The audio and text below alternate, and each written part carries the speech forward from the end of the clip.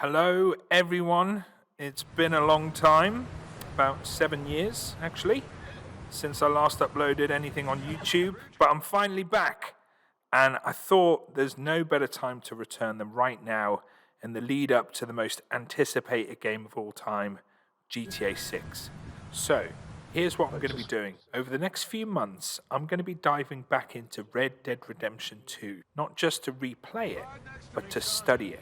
I want to explore the DNA of this game and see what clues, mechanics, or design choices might carry over into GTA 6. I'm going to be playing the game with no HUD, trying to use the maps as little as possible and really paying attention to the tiny details. So the animations, the world building, the physics, and the AI, all the stuff that made Red Dead Redemption 2 so incredible. Basically, this is going to be part detective work, part nostalgia trip, and part celebration of Rockstar's last masterpiece before the next one drops. So if you enjoy deep dives, world details, and the kind of nerdy analysis that most people would miss, you're in the right place. So saddle up, because we're heading back to the frontier to see what GTA 6 might have inherited from Red Dead Redemption 2. Well, we sure can't go back there to collect it anytime soon. Wait, is that someone coming Now, before towards we us? get into picking apart Red Dead Redemption 2, I think it's worth talking just about how big a leap Red Dead Redemption 2 really was, especially when you look back at it next to GTA 5. When GTA 5 came out back in 2013, it was already a technical miracle. I mean, the sheer scale of Los Santos, the detail, the reflections, even the character animations felt miles ahead of anything at the time. But Red Dead Redemption 2, I mean, that was Rockstar showing off what they could really do with next-gen hardware, and that was PS4. You notice it straight away in the character design. Every face has depth, subtle wrinkles, pores, stubble, expressions that shift naturally. I mean, Arthur Morgan, he doesn't just blink or talk, his whole face acts. There's emotion, even in how his eyes move or how he reacts to the cold. You compare that to GTA 5, where characters were expressive, but still felt a bit, I don't know, gamey, is the only way I can describe it. In Red Dead Redemption 2, they feel real. They feel like real-life characters. Then there's the lighting. This is where Rockstar's engine really evolved. The way sunlight filters through the trees, how lamps and campfires flicker at night, how shadows move across the characters as they ride. It's all dynamic and it reacts to the world around it.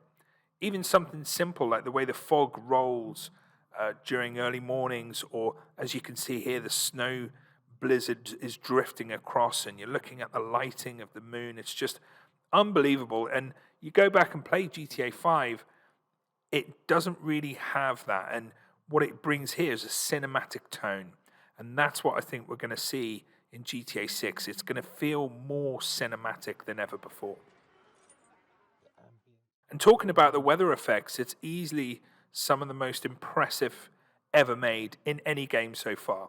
You know, rain's not just falling, it hits the ground, it ripples in puddles, it soaks your coat, mud splashes on your boots. If you look at the snow deformation just in this footage here that I'm playing, it's still unmatched. Every storm feels like an event. You feel the atmosphere. Three nasty-looking degenerates. Arthur, in that cattle shed on the left.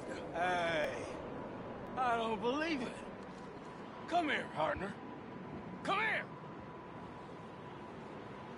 It's goddamn Dutch Vanderlyn, you morons! Coleman's gonna shit his pants. Put your hands So when up. we're starting to think about GTA 6, it's hard not to imagine Rockstar taking everything they've perfected here, that blend of cinematic realism and the living, breathing world design, and applying it to the modern setting. Just imagine Vice City with this same level of weather, light, and character detail. That's what makes going back to Red Dead Redemption 2 so fascinating. It's not just a replay, it's like we're looking at the blueprint for what's coming next. You sons of bitches! That's how you want. So I decided to play Red Dead again with no HUD because I wanted to strip away all the modern game clutter and really live in the world that Rockstar's built. Without the mini-map or the health bars or the icons guiding me, I'm forced to pay attention to the sounds, the landmarks, the weather, the detail, the body language. And it's going to make, I think, every ride, every encounter feel more grounded and unpredictable, almost like you're discovering it for the first time again, for the third time. Plus, if GTA 6 is aiming for deeper immersion, I want to experience Red Dead 2 the way it was meant to be, raw, cinematic, completely unfiltered. I'm even thinking about playing GTA 6 without the HUD when I eventually get my hands on it. One of the things that really blows me away with Red Dead is how every item in the world feels purposeful. You can pick things up and they're not just decorations. They've all got their own properties, effects, or gameplay mechanics tied to them. Food restores health or stamina, tonics boost performance, herbs can cure ailments. So obviously when you're entering a building like this, you can pick things up, you can interact with these objects. The items respond realistically to your actions. This level of detail, it adds to that immersion because the world reacts to you in tangible ways. So when we're thinking about GTA 6, it's exciting to imagine Rockstar carrying over that philosophy that items actually mean something. They have weight or impact or use, and they combine to a world that feels alive rather than just a backdrop.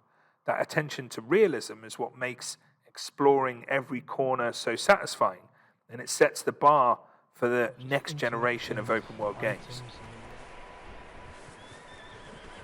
Look at it. Just look at it. The sound design.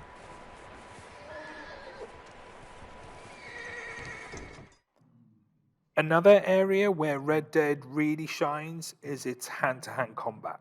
It's not just button mashing. Every punch, grapple, takedown, it has weight and timing behind it.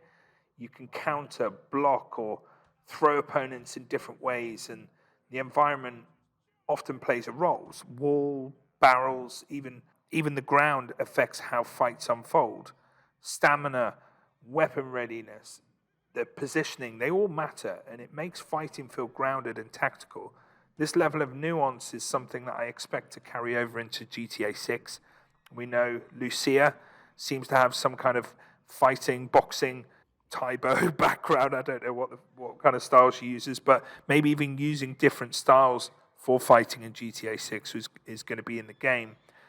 But what it does is it turns every brawl from a simple mini-game into a cinematic, immersive experience where you really feel the weight and impact of each move.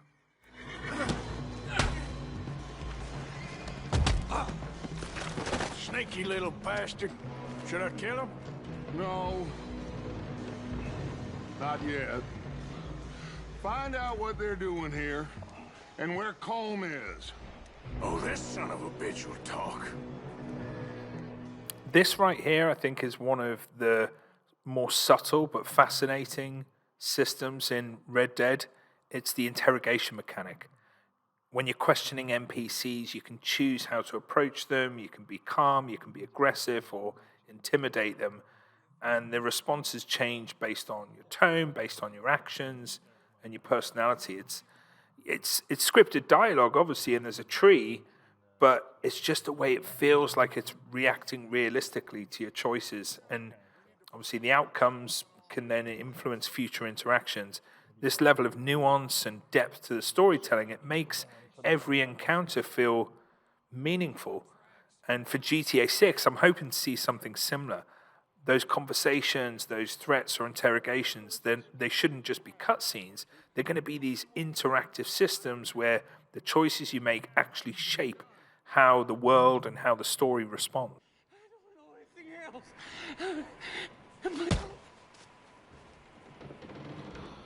Now, I've played the game twice and always been good. Just don't know if I can be bad.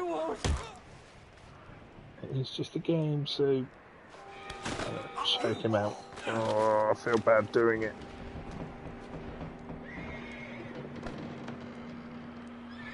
Oh, I feel bad. Where's my hat?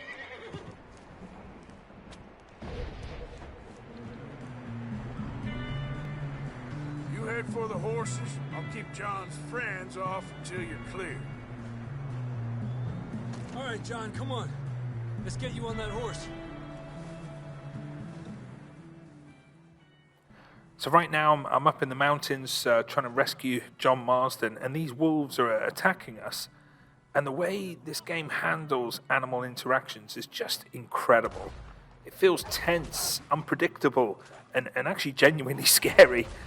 The wolves, they don't just run at you mindlessly. They coordinate, they circle, they react to your movements, and every encounter feels like a real fight for survival. At the same time, there's a strange sense of sympathy, and when you finally do take one down, it doesn't just feel like a game mechanic. It hits you that this living, breathing world where predators exist for a reason, and the realism is exactly the kind of depth that I think we're going to see in GTA 6. Even if it's in a city, the world should feel alive. You should feel guilt and some kind of emotional connection when you eventually kill animals, which, let's face it, we're all going to do. Okay, boy. Come on, then. Let's get back to the others. Yeah. You make the move. All right. Kill every last one of these bastards. They're in that walkway there. Come on, let's move. And just in this scene here, you can see I'm about to get into a gunfight, and the gunplay in Red Dead 2 is another area where the game really sets itself apart, especially when you're playing with no HUD, like what I'm doing here. There's no reticle or there's no aiming assist. Well, actually, I think aiming assist is on.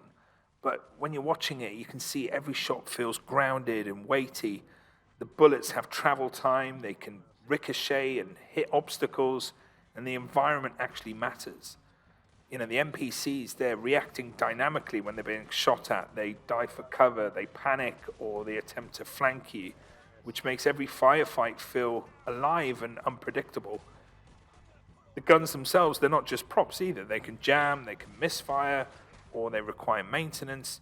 Each weapon handles differently depending on the weight, the recoil, the range. And playing without HUD, you really rely on your senses, listening to the click of the gun or watching the movement of enemies, noticing how your shot impacts the world. It's so unbelievably immersive and really, really tense, and so much more satisfying than just pointing and shooting, especially when you've got that aiming reticle on. And it makes you wonder how Rockstar might take this level of realism and tension into GTA 6's modern urban setting, which is going to have obviously some crazy weapons, I think. They're still hiding in those cabins. I would like it to be somewhat grounded, like what we're seeing here in RDR2.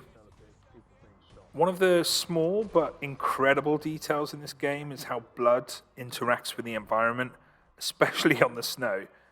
Every hit leaves a mark, and the contrast of the deep red against the pristine white makes combat feel absolutely brutal and tangible. And it's not just cosmetic, it reinforces the weight of every fight and the stakes of survival. On top of that, you can pick up dead bodies, you can loot them, which adds another layer of realism. You're not just walking past dead enemies, you're interacting with them, gathering supplies, seeing the consequences of your actions, which can make you feel really bad sometimes. But it's moments like this that make the world feel lived in, where every encounter has that meaning. It's exactly the kind of immersive detail that I'd love to see carried over into GTA 6. Wow.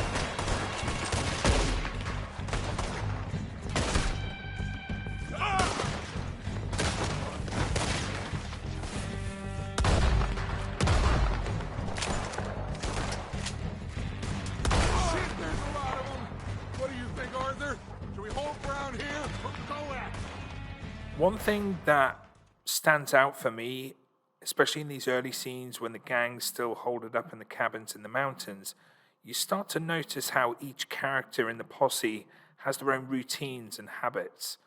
Some of them are reading, some of them are sharpening their weapons, others are cooking or chatting. It's small, subtle behavior, but it makes everything just feel real. And the atmosphere in the mountains, the chill in the air, you see people blowing into their hands and the breath coming out of their mouths, the flickering of the firelight, it all adds to that mood and personality of the characters. You don't just feel like you're playing a game, you feel like you're already part of their story. Particularly in the daily life of the gang. Even these early scenes, they drop little story beats and foreshadowing moments that you could miss if you rush through it. It's very considered, it's very deliberate. Small conversations, gestures, or environmental cues that hint at what's to come later in the story. It's moments like this that make it feel more alive, like a breathing narrative.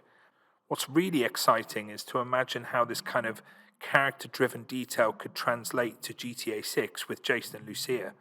Imagine them holding up in a motel or sitting at a bar or even a party, and the world around them, it doesn't just wait for you to act. Each NPC has routines, conversations, quirks, reactions, just like the gang in Red Dead Redemption 2. Maybe one character keeps checking their phone, or another's arguing quietly in the corner, someone else is pouring drinks and dancing, all while the main cast interacts naturally with them. Those subtle behaviors could make every scene feel alive and much more cinematic than any other GTA previously, and it would turn even mundane moments into opportunities to explore relationships or gather story beats or just immerse yourself and just kind of live in it. That's the kind of depth and interaction that I think we're going to see from Rockstar in the next title. And really what we've got here, really what we're going to get is a world where you're not just watching events unfold, you're actively participating in them. And I'm just going to let a scene play out here that you might have missed, even if you've played through the game before. The gang is holed up in the cabin, and the preacher, Reverend Swanson, is quietly reciting a sermon. In the background, you notice the characters listening, and you'll also see later on in the scene Abigail and John have an encounter while he's recovering. The way they interact, the concern, the familiarity between them.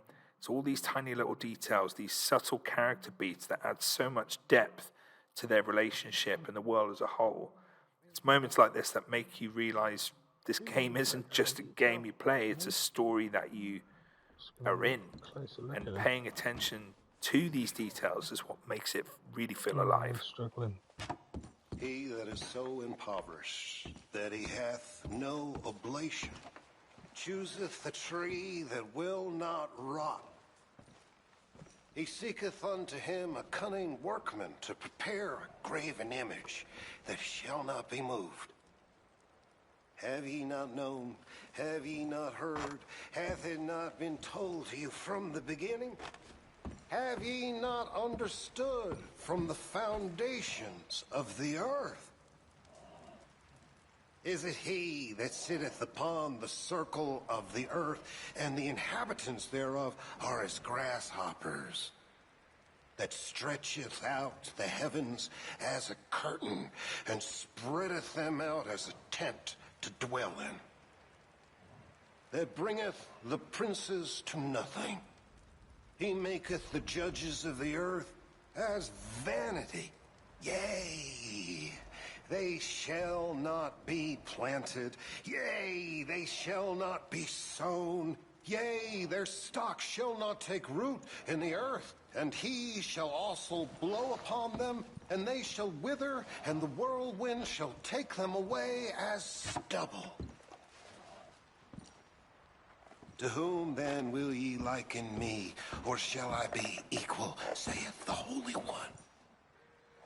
Lift up your eyes on high, and behold, who hath created these things, that bringeth out their hosts by number, and calleth them all by names, by the greatness of his might, for that he is strong in power, not one faileth.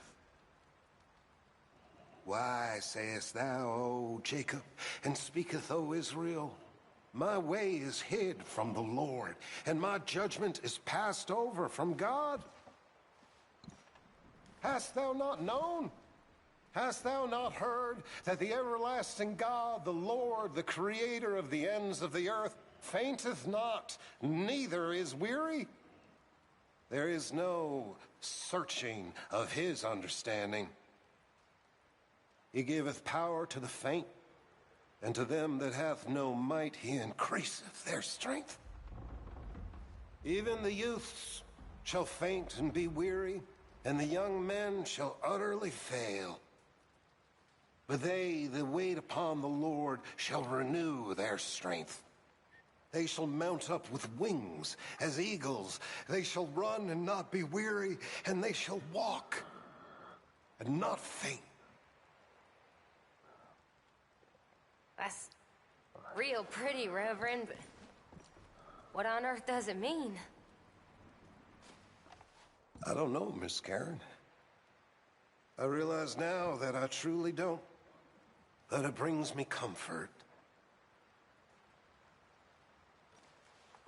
Wow. That whole scene, I've played this game through twice. You are a silly, silly man. Did You not really are. see any of it. Eaten by wolves. Never heard such a ridiculous idea. Who gets themselves eaten by wolves? I mean, really, who? I didn't mean to, Abigail. You never mean to, but you always do. Always trouble. Well, I've certainly made my mistakes. What's that supposed to mean? Whatever you want it to. You are an annoying man, John Marston. You just shut up and get some rest.